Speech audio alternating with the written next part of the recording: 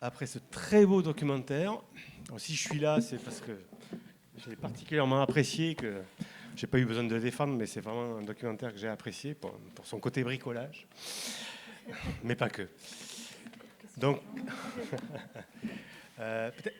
juste une petite réflexion avant de donner la parole, de m'effacer, parce que parfois c'est cool de s'effacer, apparemment ça permet de s'émanciper, mais je vais m'effacer, mais j'avais juste peut-être un lien à faire avec le documentaire précédent, et la question qui était sur d'où venait le corpus permettant de s'adapter comme ça. Donc, il n'y a pas eu de réponse très satisfaisante, je trouve, si ce n'est qu'elle prenait le temps d'y réfléchir, la réflexivité. Et là, quand on regarde ce chantier, on voit bien que le temps est important, le temps de l'apprentissage, le temps de la discussion, le temps de l'échec. On retrouve aussi l'autre. Voilà. Et donc je me suis dit, voilà, une simple réflexion autour du temps. Et le temps, c'est peut-être ce qui est le plus cher en ce moment. Et là, on voit bien qu'on était en dehors du capitalisme, ça a été précisé, dans quelque chose d'associatif. Il y avait du temps à perdre pour créer du lien. Voilà. Je voulais juste partir là-dessus. Je vous laisserai vous présenter, vous le ferez mieux que moi. Et on va peut-être changer par rapport à l'autre table ronde. On va commencer par le témoin, ou la témoin plutôt ici. Et peut-être commencer par une question sur la didactique, enfin la manière de transmettre ici. On voit que ça se fait dans la joie, dans le respect. On a droit à l'échec. Bon, voilà, c'est tout le contraire de l'école et de ce dont on parlait tout à l'heure. Donc juste commencer par toi, Léna, et nous dire quelque chose sur ce point de vue-là, puisque c'est toi enfin, tout à l'heure tu es intervenu, tu as eu des paroles sur peut-être les bonnes méthodes ou les nouvelles méthodes. Je ne sais pas si elles sont nouvelles. Avec le micro, merci. Bonjour tout le monde, je m'appelle Léna du coup, et j'ai monté la petite filature à Tours il y a 9 ans maintenant, qui est un lieu, qui n'est pas encore un lieu, qui a été un lieu d'éducation populaire, et c'est surtout mon activité professionnelle. Et j'interviens ici, alors dans la petite filature, je suis formatrice avec une pédagogie qui est dite émancipatrice, et je suis accompagnatrice en histoire de vie. Donc c'est les deux espaces dans lesquels je travaille. Je vais revenir juste sur l'accompagnement en histoire de vie. Vous voyez la fin où ils écrivent leur prénom. Ben voilà, on est en plein dedans, c'est ça. Je commence tous les moments avec les gens, et quand on se présente, les gens, je leur demande d'où vient votre prénom. Est-ce que vous savez la signification de votre prénom? Est-ce que vous savez pourquoi vos parents ont choisi ce prénom? Et voilà. Donc là, le film était vraiment exemplaire en termes de cette place du prénom et de l'identité dans la valorisation des gens. La pédagogie émancipatrice, elle n'est pas du tout nouvelle en fait, hein. Elle date des années 60, elle est née en Belgique. Bon, alors là, on se retourne encore vers Bruxelles, dans l'Institut supérieur de la culture ouvrière. Et elle est inspirée de la pédagogie de Paolo Freire, qui s'appelle la pédagogie des opprimés. Et c'est très intéressant parce que c'est toujours à visée de transformation sociale. Et c'est ce que les témoignages disent des femmes qui disent les choses. On a envie de changer, on change notre regard sur nous-mêmes déjà, et puis on a envie que les gens changent de regard sur nous. En fait, c'est de regarder le monde à travers 3 grandes dominations. C'est le capitalisme, le racisme et le patriarcat. Et quand on met les 3 ensemble, on appelle ça une démarche intersectionnelle. C'est-à-dire que très souvent dans le monde, quand on est pauvre, on est une femme et noire, ou racisée en tout cas. Ce film, pour moi, raconte cette histoire-là. C'est-à-dire qu'en fait, les femmes, elles racontent à quel point c'est très important d'être entre femmes.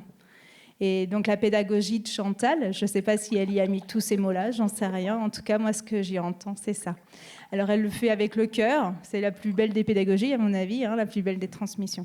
Il y a quelque chose qui est très très important dans cette histoire de transmission, c'est quand Chantal, elle tombe malade. Et par exemple, il y a un grand classique, on va dire, de la transmission et de l'accompagnement, c'est de dire que le meilleur des accompagnements, c'est le jour où on part, en fait. Et de penser la fin. Et là, elle n'est plus là, et qu'est-ce qu'elles disent, les personnes? Elle est toujours avec nous, partout, dans les outils, dans notre corps et tout ça. Donc pour moi, quand j'écoute ça, je pense que la transmission de Chantal, elle est réussie à 100%, en fait. Il y a aussi quelque chose qui est très important pour moi dans ce témoignage, qui va avec la pédagogie émancipatrice, qui est une pédagogie des adultes, même si on peut l'utiliser avec les enfants. C'est de se dire qu'on a un peu raté la pédagogie de l'école, mais on est adulte et on va quand même pouvoir continuer à penser qu'on peut apprendre. Et ça, c'est beaucoup ce qui ressort, je trouve, de ces femmes, c'est de dire que, je ne sais pas comment dire, moi j'ai ressenti que quelquefois elles ont un peu de manque de confiance en elles ou peu d'estime d'elles-mêmes. Et en fait, à travers toute cette bienveillance, cette gentillesse, cette sororité qui se passe entre femmes, en fait, elles sortent valorisées et elles sortent fières. Et d'ailleurs, c'est les paroles de la chanson à la fin. Quand on parle de domination, les rapports sociaux de domination, c'est ce qui explique une femme merveilleusement bien en disant « j'avais de la colère petite, je ne sais pas d'où ça vient, c'était au fond de moi ». C'est ça le patriarcat, hein. On ne sait pas trop d'où ça vient, l'histoire, la religion, tout ça, on accumule tout ça. Et ça influence, détermine, donne sens à nos relations sociales. Et la question des oppressions, elles sont dans les relations sociales. C'est le seul truc sur lequel on peut lutter. C'est hyper compliqué de lutter contre le capitalisme aujourd'hui, quoi, hein, voilà. Par contre, on peut lutter contre des oppressions systémiques qui sont liées dans nos relations sociales à la question du capitalisme. Et donc, du coup, ça donne la marge de manœuvre où lutter, en fait. On ne lutte pas contre le capitalisme, on lutte contre des oppressions liées au capitalisme. Ça change tout quand même. Et c'est ce qui se passe, je trouve, sur ce chantier merveilleusement bien, quoi. Il y a quelque chose qui est très fort aussi sur ce chantier, moi, c'est la question du corps qui m'a beaucoup touchée. C'est-à-dire que ces femmes, elles ont tous les corps. Il y en a qui ne sont pas épilés, il y en a qui n'ont pas de soutien-gorge, il y en a qui sont mal fagotées et tout ça. Et le fait d'être entre femmes, c'est possible. Et ouais, mais moi, pour le coup, j'ai participé souvent à des chantiers mixtes, en chantier international. Les femmes, elles s'épilent quand même et elles sont quand même très jolies et très apprêtées pour venir sur le chantier. Non, quand je dis très jolie, c'est pas ça, c'est apprêtée en fait. Donc là, il y a quelque chose que je trouve de très revendicateur sur cette question du corps et je trouve ça vraiment aussi chouette à observer. C'est qu'entre femmes, on se permet tout ça. Et à un moment donné, il y a une femme, je sais pas, vous la voyez sciée, elle n'a pas de soutien-gorge, on voit moitié son sein sur le côté. Et ça, je trouve ça vachement chouette comme image, en fait, de se dire, ouais, c'est carrément possible ici en France, à Montreuil, en tout cas, c'est ça. Bon. On va peut-être donner la parole à... Justement, ça tombe bien parce qu'on parle de Montreuil. Et donc, alors, je vais rebondir sur plusieurs choses aussi, parce qu'effectivement, il y a des points communs. Alors, je m'appelle Anne Monjarret, je suis anthropologue. Donc, c'est avec mon point de vue aussi... J'aime bien chercher les détails, et il y a beaucoup de détails là, qui sont très parlants et qui nous disent beaucoup d'autres choses. Mais avant ça, ce qui m'intéressait, c'est Montreuil, parce que Montreuil avait d'autres expériences, comme une des premières expériences quand même qui concerne les femmes, mais des femmes vieillissantes. C'était, je suppose que vous les connaissez, la maison des Baba Yaga, avec Hélène Claire. Et Thérèse, oui, pourquoi Hélène? Je ne sais pas. Hélène, je ne sais pas pourquoi. Oui, Thérèse. Et donc, quand j'ai découvert le film, je me dis, tiens, encore Montreuil. Il y a quelque chose qui se passe à Montreuil. C'est une ville qui est dans une démarche aussi. Et ce n'est pas étonnant qu'elles aient trouvé ce lieu-là, en fait, parce qu'il faut un terrain quand même. Ce n'est pas évident. Hein. Donc, c'est là qu'elles ont atterri. Et je pense qu'il y avait déjà eu un travail de fait dans cette ville, et je crois qu'il faut le dire aussi. Le dire aussi. Alors ça, c'est une chose, et puis donc ça voulait dire... alors là, au contraire, on n'est pas dans des femmes vieillissantes, on a toutes les femmes, toutes les générations, et c'est ça qui est très intéressant aussi, des jeunes, des plus vieilles, et vous parliez d'intersectionnalité, on a tout, effectivement, les classes sociales, on le voit bien, on a les âges, on voit bien les cultures différentes, on voit bien. Alors, ce qui est intéressant dans le film, c'est que plutôt à la fin, qu'on a, on voit bien une maghrébine, une femme plutôt d'origine africaine ou des îles, je ne sais pas trop, mais bon, peu importe. Mais ça nous permet de nous dire que, elles sont toutes là. Et ça, je trouvais que c'était un point important. Donc, je répète. Et puis, ce qui m'a... alors, je passe un peu du coq à l'âne et tout ça, mais parce que c'était un peu pour rebondir sur ce que vous avez dit. Sur la trace, moi, ça m'a marqué aussi. Et je voulais conclure. Moi, je m'étais fait un petit texte, etc. Et je voulais conclure là-dessus parce que, certes, c'est marquer, signifier qu'on était là, mais c'est aussi une tradition de chantier. moi qui m'intéresse aux ouvriers, au monde du travail, puisque je suis plutôt une anthropologue du travail et du genre, ça m'a marqué parce que je me suis dit, finalement, elles reproduisent et on est dans la transmission. Donc Chantal a peut-être aussi contribué à reproduire des traditions de chantier. Donc elles sont... et donc il y avait ça et je trouve que c'est important et ça nous disait aussi des expressions de l'entre-soi, puisque c'est ça ce chantier, c'est être en soi, pouvoir se parler. Alors, dans le film, il y a des interviews, donc il y a ces moments de pause, mais on présuppose aussi que quand elles sont là en train de visser, etc., elles se racontent aussi. Et que ce lieu est aussi un lieu où on se raconte, où on raconte ses expériences. Et je crois que c'est aussi ça, c'est pour ça que ce n'est pas seulement un lieu, vous le dites dans le film, où on va se retrouver pour travailler, pour bricoler, pour des... Il y a autre chose, c'est-à-dire c'est un moment de temps de parole permis, on parlait de la temporalité, et c'est un moment de temps permis et donc d'émancipation pour toutes ces générations aussi. Donc je vais peut-être m'arrêter, on aura peut-être d'autres choses, parce qu'il y a plein de choses sur le corps, sur plein de choses. Enfin voilà, je reviendrai sur le son, les saisons. Enfin, il y a beaucoup de choses. Je vais faire semblant de poser une question. Ouais, mais je voudrais juste réagir sur un truc que tu as dit avant. Ah, bah, ça y est. Et après je te... sur la question très intéressante du temps. Je m'appelle Anne-Sophie, je suis l'une des 2 réalisatrices du film. Et cette question du temps, elle est très importante parce que les enchantières ont une devise, c'est d'aller au rythme de la plus lente. Sur le chantier, il y a des artisanes, il y a des bricoleuses, il y a des femmes qui n'ont jamais essayé de bricoler et qui viennent pour apprendre. Et c'est à leur rythme que le chantier se fait. Et il n'y a personne qui va leur dire il faut que tu fasses comme ça. On va leur dire mais comment tu ferais ? Voilà. Je vais juste rebondir pour redonner le micro, mais il y a eu quelques discussions autour de la longueur du documentaire. Alors c'est vrai quand on regarde un documentaire, parfois on le regarde pas à la bonne heure chez soi, surtout quand on fait un festival. Et là, il y a du temps long qui nous est proposé, donc il faut être disponible quand même. Mais de nombreux... ceux qui les ont visionnés ont souvent dit que c'était nécessaire de prendre le temps de les regarder. L'échec, là, le moment où Chantal se trompe avec le truc à bulles, là, on voit le niveau. Ouais. Je voulais pas faire l'expert. J'ai fait exprès pour voir si je suis... C'est exactement ce que Chantal disait. J'ai adoré. Et ben voilà, là, on avait besoin du temps pour voir aussi toute la délicatesse qu'il y avait quand elle galère pour mettre dans le bon sens ce morceau de bois.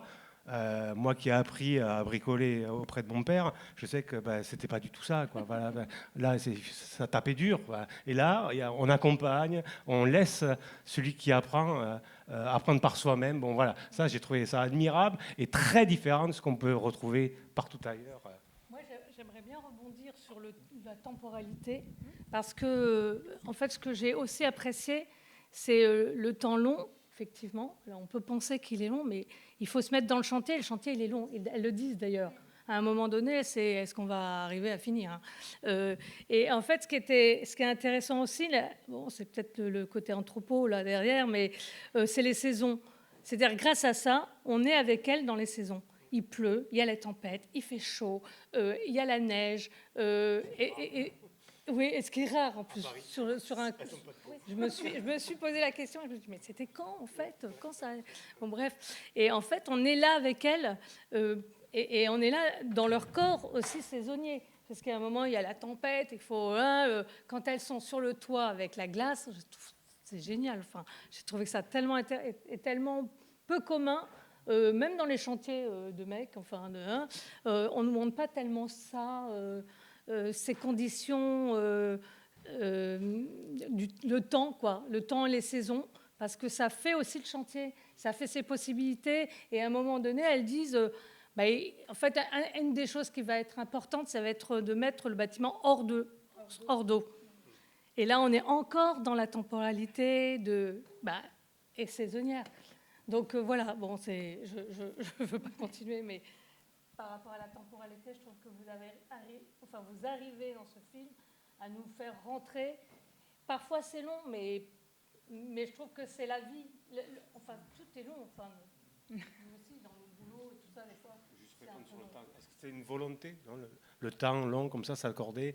Est-ce que c'est une volonté d'écriture pour démontrer quelque chose sans le dire? Oui, il y a un souci de cohérence quand même entre ce qu'on raconte et comment on le raconte. Et oui, pour nous, ce temps, il était nécessaire. Mais on a beaucoup coupé, hein, je vous rassure. On avait 250 heures de rush. Donc,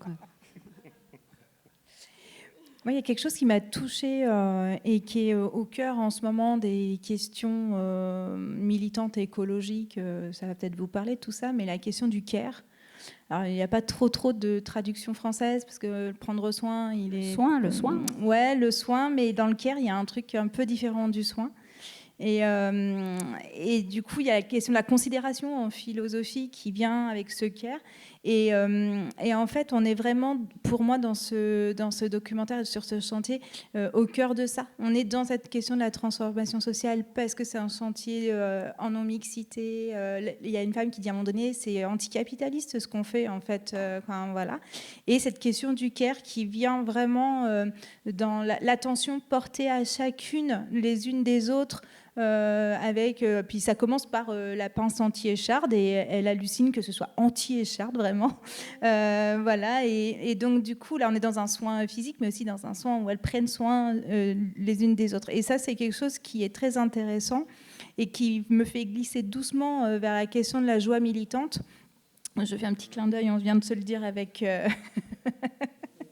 avec Franck, quand il y en a une personne qui dit il y a un passage de la colère en force à la force, et l'étape d'après dans la joie militante c'est de la force à la joie, en fait. C'est comment on passe de la joie force en à la lutte joie, collective. en fait. Et ça, c'est quelque chose qui est hyper intéressant, qui se ressent dans ce film. Et ça, Spinoza a parlé de la puissance d'agir et que la colère est notre moteur numéro un, voilà, et que tout l'enjeu, c'est de passer de la colère à la joie, et reprise dans cette joie militante, dans cet ouvrage éponyme là. Franchement, si jamais vous savez pas quoi vous faire offrir à Noël, voilà. Et elle le dit très très bien, cette femme. Et c'est hyper intéressant parce qu'il y a la question de la fierté qui vient en jeu dans cette histoire-là, quoi. Donc voilà, moi c'est quelque chose qui m'a beaucoup touchée dans le témoignage de ces femmes. La joie. La force. Et les engueulades, alors. C'est très difficile de discourir sur son propre film, en fait. Je pense que je peux plus répondre à des questions concrètes. Alors, je vais m'y prêter. Je voulais vous poser une question. Vous mettez en scène beaucoup de joie, beaucoup de care, beaucoup de soins. Et est-ce que vous avez volontairement caché toutes les engueulades d'un chantier? Merci. Je ne mets pas volontairement en scène le care. Et pour moi, le care, on a parlé du soin des femmes entre elles, mais d'abord pour moi, le care, c'est le soin par rapport au bâtiment lui-même, parce que c'est un bâtiment extrêmement bien construit, et le fait de prendre le temps, etc., fait que c'est admirablement bien construit. C'est pas moi qui le dis, je suis pas une experte, mais c'est des gens qui sont venus voir la construction. Et donc, voilà, pour le care. Pour ce qui est des engueulades, on en voit un petit peu, en fait. Oui. On en voit un petit peu, on sent des petites aspérités, des tensions, il y a un craquage, il y en a une qui pleure. Ouais. Voilà. En fait, comment dire, oui, bien sûr, il y a des engueulades et il y a des aspérités, mais tout se règle aux enchantières en collectif, c'est-à-dire le noyau qu'on voit en réunion de chantier et qui prend toutes les décisions, règle en collectif tous les problèmes. C'est extrêmement horizontal. Quand il y a un problème ou quand il y a un désaccord, il va y avoir un débat collectif jusqu'à temps de trouver un consensus. Ça peut prendre 1 heure, ça peut prendre 10 heures et plusieurs réunions, mais il est très important qu'on ne décide pas les choses à la majorité ou qu'on ne tranche pas. il faut convaincre. Et du coup, c'est des discussions longues. Du coup, j'ai pas mis toute la longueur là, mais très passionnantes en fait quand on les vit. Parce qu'on voit des personnes dont les positions évoluent, du coup, voilà. Je pourrais rebondir sur le care. En fait, dans le film, il y a un moment je me disais, oui, il y a ce soin au bâtiment, il y a aussi leur soin, et à un moment, il y a une séquence qui est assez amusante, je ne sais pas si c'est amusant, mais où elles sont en train de porter une grande... Une poutre. Et puis il y en a une qui se pince le sein alors qu'elle faisait attention à leurs doigts. Et il y a tout un éclat de rire en me disant ah ben moi aussi, etc. Et donc c'est aussi le rapport au corps. Et tout d'un coup, il y a toutes celles elles sont autour quand même de celle qui s'est fait pincer quand même les seins. Et tout d'un coup, il y a quelque chose de l'expérience de l'autre. Ah ben moi aussi, j'ai vu ça. Voilà, c'est pas drôle. On voit bien qu'il y a tout ça. Et donc il y a aussi cette scène où je me suis dit, il y a cette histoire de souffle aussi tout au long de. D'ailleurs, Chantal, elle est soufflée régulièrement. Enfin, on s'endort enfin. Moi, je me disais, merde, je suis inquiète, il y a le Covid. Et en fait, à la fin, voilà, elle fait partie de ceux qui vont partir.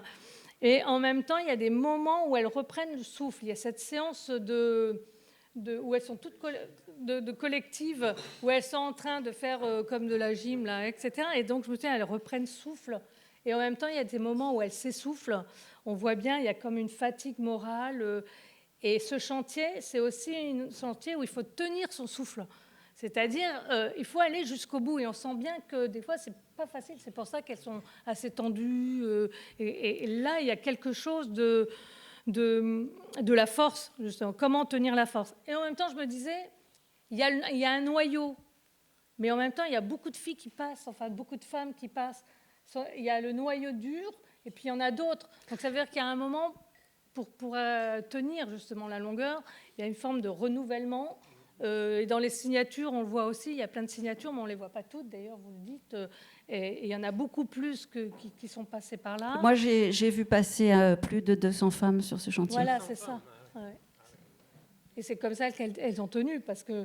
Non, c'est le noyau qui porte tout. C'est vraiment le petit groupe qui porte tout à bout de bras. Et encore plus Chantal et Manu, qui, pour un temps du chantier, ont été salariés pour accueillir les femmes au quotidien. Alors, voilà. C'est une association où, normalement, il n'y a pas de salariés. Et aujourd'hui, il n'y en a pas.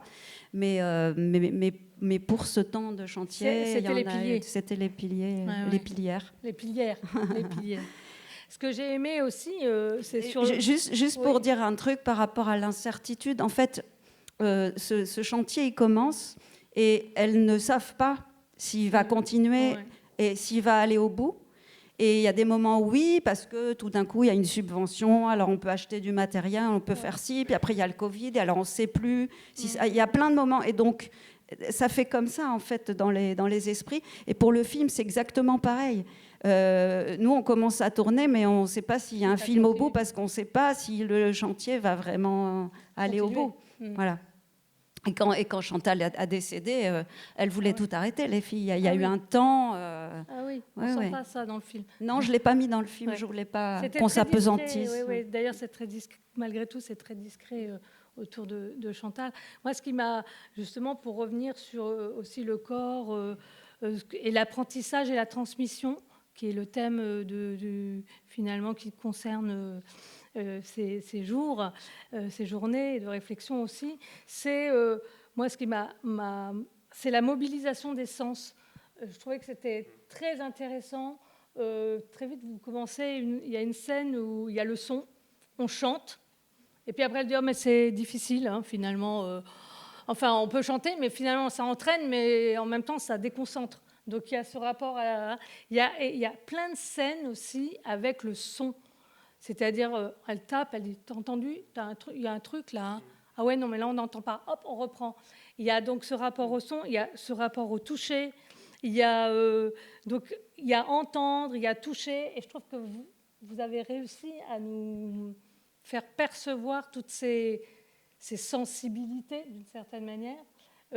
et c'est ça le touche, et c'est l'apprentissage, parce que je trouve que Chantal, elle explique bien ça aussi. Enfin, ce chantier, c'est de la relation, en fait, c'est des relations entre femmes, c'est cet apprentissage, mais c'est un apprentissage aussi des sens, d'entendre, de mieux se sentir aussi.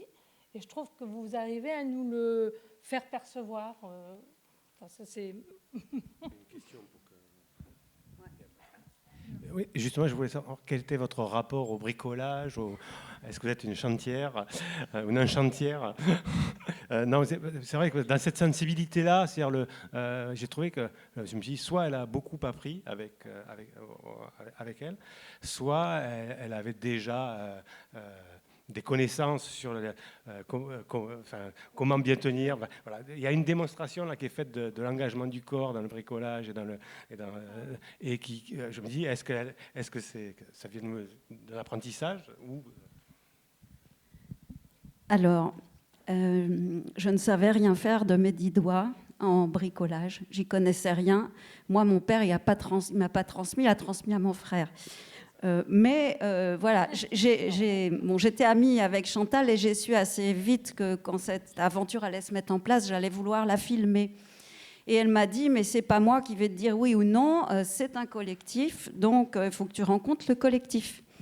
Et je suis venue rencontrer le collectif, j'ai dit voilà, j'ai un projet, non.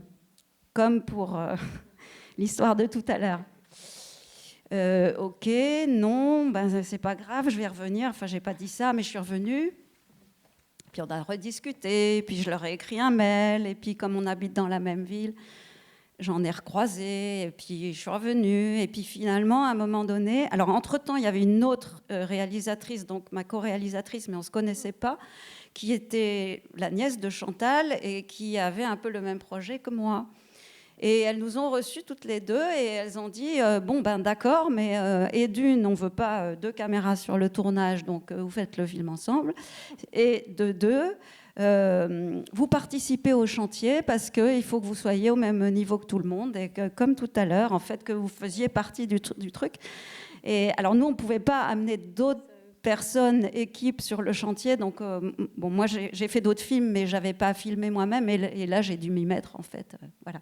Et Laetitia aussi. Et donc, nous avons dû accepter de participer au chantier, ce qui était un peu angoissant pour moi. Beaucoup moins pour Laetitia, puisque étant la nièce de Chantal, elle avait enfin, plein de notions de menuiserie. Elle est très, très douée de ses mains et tout ça. Et on la voit beaucoup dans le film, d'ailleurs, puisque il y a plein de fois où elle a posé sa caméra pour aller filmer un coup de main. Elle était plus sollicitée que moi, du coup. Mais j'ai mis la main à la pâte et j'ai aussi parfois posé ma caméra pour aller apprendre à visser, entre autres. Voilà. J'ai appris énormément de choses et c'était tellement incroyable cette histoire et puis aussi les rencontres avec ces femmes que je suis rentrée dans le collectif. Aujourd'hui, je suis dans les Enchantières. Voilà. Comme quoi ça transforme. Même quand on arrive comme ça un peu, finalement, on finit par être oui, c'est ça. Transformé par le chantier. C'est la sororité émancipatrice. Exactement, Il y a une phrase qui m'a touchée beaucoup, c'est quand il y a une personne qui dit oui, les filles font de la déco et les hommes vraiment le chantier, quoi. Et elle dit ce qu'on fait, c'est invisible. Et en fait, il y a un terme dans la pédagogie émancipatrice qui est beaucoup utilisé aussi dans la question du patriarcat et tout ça, c'est la question de l'invisibilité des femmes, en fait. Et elles le disent à travers leurs mots du chantier.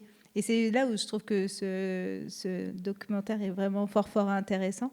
C'est qu'à travers tous les mots, on retrouve en fait toute cette différence permanente entre les rapports socio-domination et les relations sociales en permanence. Et c'est elles qui viennent se réinventer leurs relations sociales, en fait. C'est elles qui viennent dans un endroit où il n'y a pas, comme dit la femme, il n'y a pas les petites voix. Elle dit « Ah, j'entendais les petites voix sur les chantiers, il fallait que j'aille plus vite, j'étais plus nulle ou plus... » Je ne sais plus ce qu'elle dit.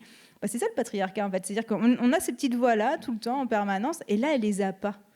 Et c'est vraiment incroyable de réussir dans cette société à se créer des espaces où on n'aura pas ces oppressions systémiques, en fait. Et il y a plein de personnes qui vivent des dominations au quotidien, qui réussissent à se recréer ces espaces-là. C'est là où il y a notre marge de manœuvre, en fait.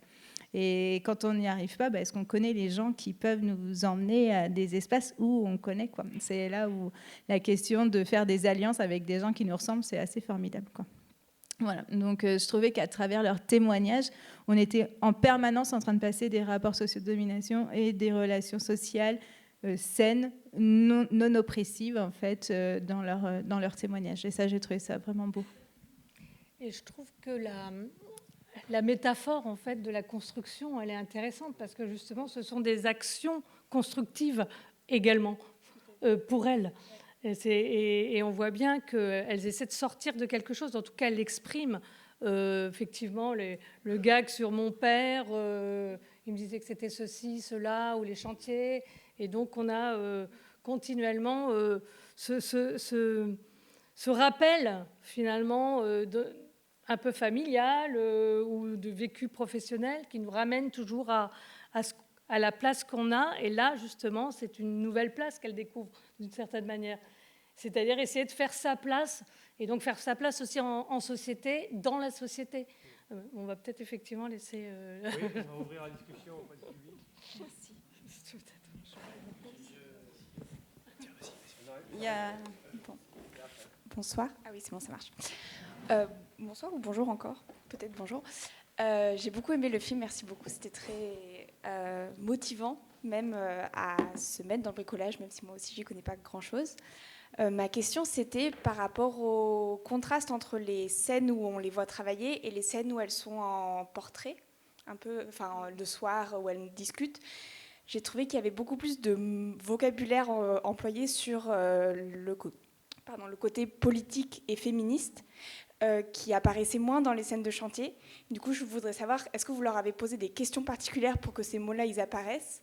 Et est-ce qu'il y avait cette conscience féministe chez toutes les femmes qui sont passées dans ce chantier avant d'arriver? Ou est-ce que c'est quelque chose dont elles discutent et qui apparaît au fur et à mesure? Alors, il y a plein de femmes très différentes sur ce chantier. Il y en a qui sont conscientisées, notamment ces femmes-là. Il y en a qui ne le sont pas du tout. Mais effectivement, il y a quand même une conscientisation qui se fait au contact des autres, ça c'est sûr. On a un témoignage d'ailleurs qui le dit, il y a Claire qui dit, moi c'est parce que ça a émergé dans la douceur, où j'ai pu laisser sortir, etc. Et voilà, des transformations comme ça, j'en ai vu plusieurs, y compris des vocations qui sont nées de femmes qui tout d'un coup se sont dit mais moi je veux être électricienne en fait, ou moi je vais faire une formation de charpente. Et il y en a une dizaine que j'ai vues, soit en reconversion, soit des jeunes femmes qui sont parties faire des formations. Voilà. Et pour ce qui est des entretiens qui sont filmés ici, c'était un choix qu'on avait avec ma co-réalisatrice, de recevoir en entretien les personnes les plus engagées dans le projet. Et donc, si elles étaient les plus engagées dans le projet, c'est qu'elles avaient quand même une motivation très, très forte.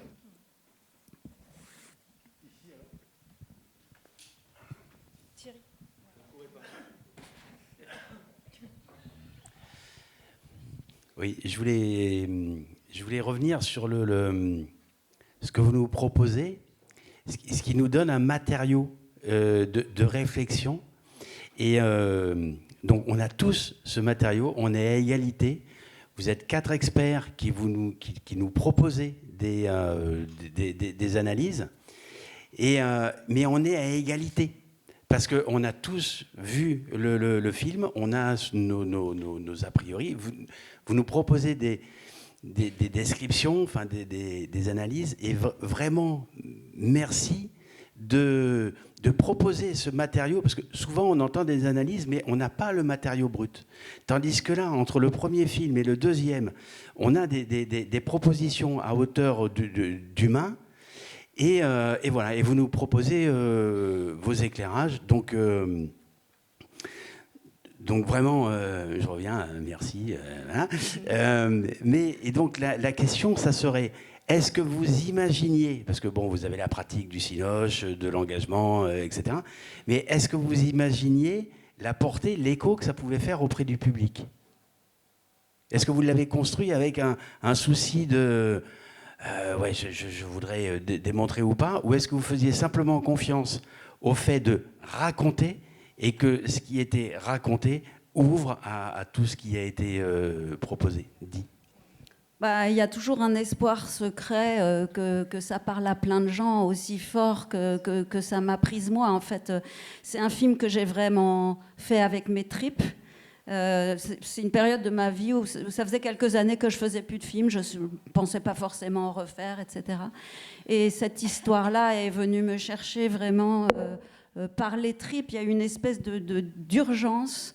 C'était impérieux, il fallait que je fasse ce truc et j'ai donné toute ma vie, quoi. J'ai un autre boulot à côté, je suis enseignante de cinéma et donc j'ai vraiment, pendant 4 ans, j'ai fait que travailler le jour, la nuit, en tournage, en montage, plus mon boulot. Donc j'ai vraiment tout donné pour ça.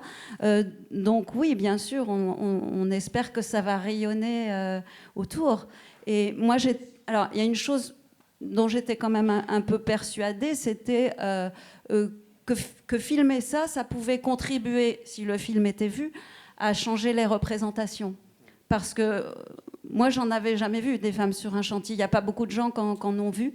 Et donc, ouais, c'était vraiment viscéral pour moi de montrer ça et de montrer aussi que oui, il y a des militantes parmi elles et elles ne le sont pas toutes, mais en fait, ce qui les porte, c'est que, merde, on y va, quoi. Voilà, on ne demande pas l'autorisation, voilà, on a envie de faire un truc, on y va, on se bat, voilà. Et ça, c'est une leçon de vie pour moi.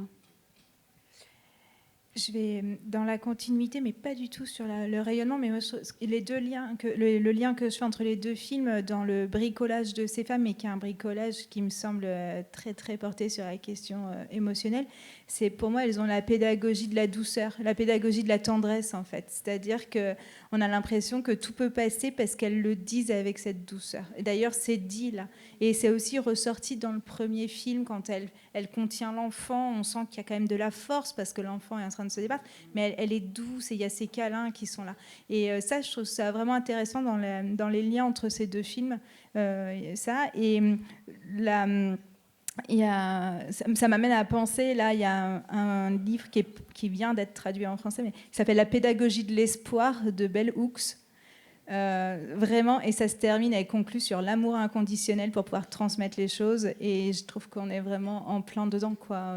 Voilà. Après, petite parenthèse, des chantiers où il y a des femmes, il y a l'association, en plus on a la chance d'avoir une antenne à Tours, ça s'appelle les Compagnons Bâtisseurs, et c'est des chantiers, il y a des hommes et des femmes, et voilà, donc du coup... Mes compagnons, c'est du masculin. Ah bah oui, mais c'est tout le sujet justement des compagnons qui ont plus de 100 ans maintenant, et justement cette question de la mixité, mais en tout cas, c'est pas du tout en non-mixité, hein, c'est une mixte. Oui. Merci beaucoup pour le film. J'avais une question parce que moi, j'ai commencé ma carrière à surveiller des chantiers. Et du coup, quand j'ai regardé ce film, je dois dire que plusieurs fois, j'ai eu mal au ventre de voir la ligne électrique très proche du toit, pas de harnais, pas de casque. Et donc, je trouvais que c'est pas nier le danger. Donc, il y a un moment où on voit une femme qui a un peu le vertige et donc c'est présent. Mais en revanche, il n'y a pas de chute, il n'y a pas d'électrocution et quand même, c'est pas très loin. Et donc, est-ce que ça s'est si bien passé? Est-ce qu'à Montreuil, il n'y a pas de surveillant de sécurité de chantier?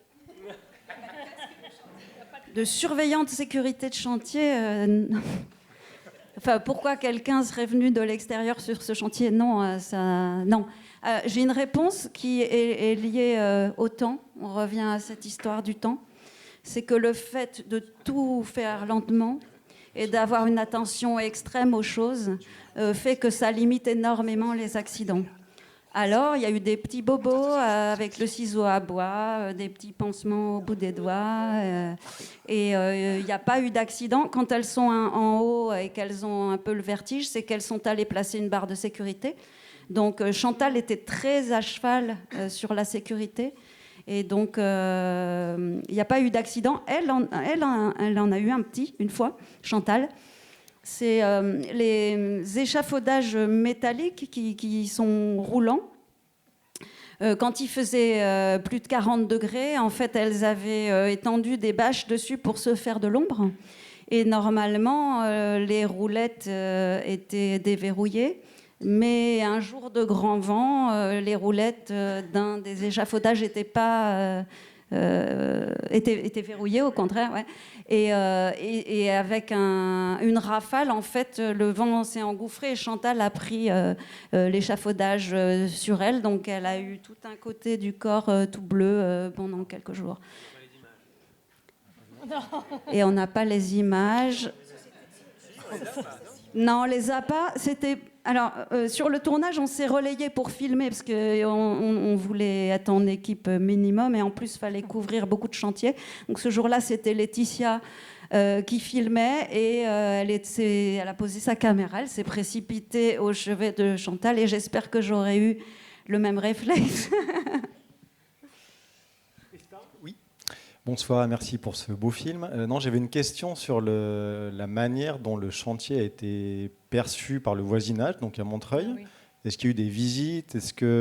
Comment peut-être les fournisseurs, s'il y en avait qui étaient des hommes, ont perçu le projet? Est-ce qu'il y a des informations autour de ça? Alors, oui, moi, je les ai vus. On en voit un dans le film, d'ailleurs, un livreur, il ne parle pas. Bon, et alors, oui, alors, il y a eu des rapports de voisinage évolutifs. Les voisins de la maison qu'on voit au fond du chantier, eux, ça a été tout de suite, ils ont adopté les enchantières, tout le monde s'est rendu des services mutuels, ils étaient ravis qu'il y ait un peu de vie dans cette rue. Et les autres passaient devant, il y a plusieurs gars qui étaient professionnels ou ex-professionnels du bâtiment, et qui passaient à côté en souriant, genre elles vont se planter, ou genre je vais leur donner un petit conseil en passant, même s'ils ne connaissaient pas la méthode de construction. Hein. Il y a même des gens qui ne sont pas du tout du bâtiment qui passaient, des hommes qui donnaient des conseils, bref. Chantal, elle ne s'énervait pas, elle souriait, et puis voilà. Et en fait, au fur et à mesure que le bâtiment montait, les enchantières ont forcé le respect de ces gens malgré elles, et ils sont repassés en disant « Waouh, non, mais quand même, c'est incroyable !» Voilà. Donc ça change aussi les représentations dans la vraie vie. Oui, bonsoir, merci pour ce film, pour ces films. Moi, je trouve effectivement qu'il y a une jolie poésie commune dans la sororité sur les deux. C'est plus une question sur... je suis documentariste, je présente demain Voyage en Diphonie, donc sur comment on fait les films. J'ai pas vu au générique de grands noms de la télé ou autre. J'imagine que c'est un film fait avec de l'huile de coude, comme Le Chantier, ou combien de temps a duré le tournage aussi, si on peut en savoir un peu plus sur la fabrication du film. Alors c'est un film très artisanal, comme j'ai dit tout à l'heure, je filmais pour la première fois. Oui, alors il y avait une productrice au début du film qui a commencé à chercher de l'argent et tout ça, et qui finalement a lâché au milieu. Donc nous on tournait, et puis on a retrouvé une productrice plus tardivement. Donc en fait, on a pu payer la post-production, les gens qui ont travaillé avec nous sur la post-production. Nous, on ne s'est pas payé, par exemple. C'est vraiment un engagement, voilà, et un engagement de 4 ans pour répondre à votre question sur la durée. Il y a eu 2 ans de chantier que j'ai ramassé en 1 an dans la temporalité des saisons ici. Et il y a eu 1 an et demi de montage, voilà. Et avant le chantier, on avait déjà un peu filmé des repérages, des réunions, un voyage en Belgique, puisque les parpaings de bois qu'elles utilisent sont conditionnés à Liège. C'est du bois français massif, mais c'est conditionné à Liège, donc j'avais été les filmer là-bas. Voilà.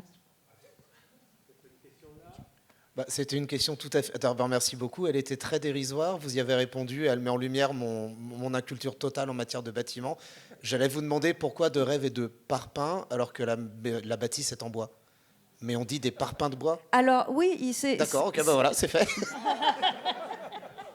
En fait, c'est les Belges de Liège qui appellent ça, ils vendent des parpaings de bois, ils appellent ça comme ça.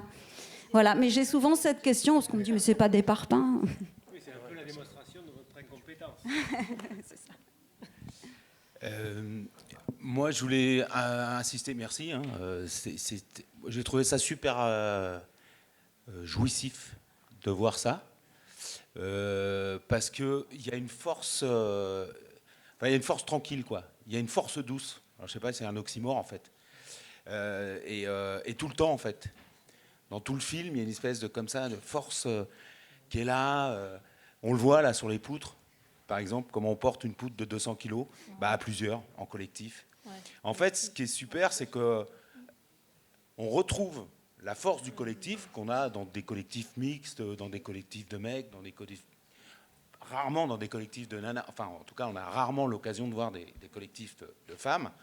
Et il y a les mêmes problématiques, sauf qu'il n'y a pas la même manière de le gérer. Donc, je pense que, voilà, parce que les tensions, il y en a, on les sent. Oui. Mais elles sont désamorcées d'une autre manière. On n'est pas dans la même... D'ailleurs, par rapport au film qu'on a vu avant, c'était super intéressant le rapport à la violence, par exemple, comment est gérée la violence et comment elles mettent ces deux petits garçons ou ces trois petits garçons les uns en face des autres et comment ils se mettent des baffes et en même temps c'est violent et en même temps c'est doux. Enfin, il y a un truc comme ça. Et là, on retrouve ça aussi dans votre film et je trouvais ça super intéressant. Voilà. Pas de questions, donc. Pas de questions. Peut-être, est-ce que je peux rebondir, comment dire. Le chef est là, donc c'est très court. Hein, c'est parce que justement, entre les deux films, et je trouvais qu'on était sur la transmission, l'apprentissage, et je me disais combien ces deux films montrent que l'apprentissage des savoir-faire, parce que pour les enfants, c'était ça aussi, c'était faire certaines, voilà, du dessin, être tranquille aussi, apprendre à, et c'était politique en fait. Et alors qu'on pourrait dire savoir-faire, c'est bon, on bricole, ou on est sur les conditions de travail, on travaille certes, mais quand on est sur les savoir-faire, c'est vraiment sur la façon dont on fait les choses, etc. Et là, on prend vraiment conscience que derrière cet apprentissage, eh bien, il y a une question politique. Et je trouve que c'est important de le dire. Bon, voilà. Eh bien, c'est un excellent mot de conclusion. On vous remercie toutes et tous pour cette excellente table ronde et cet excellent film. Merci beaucoup.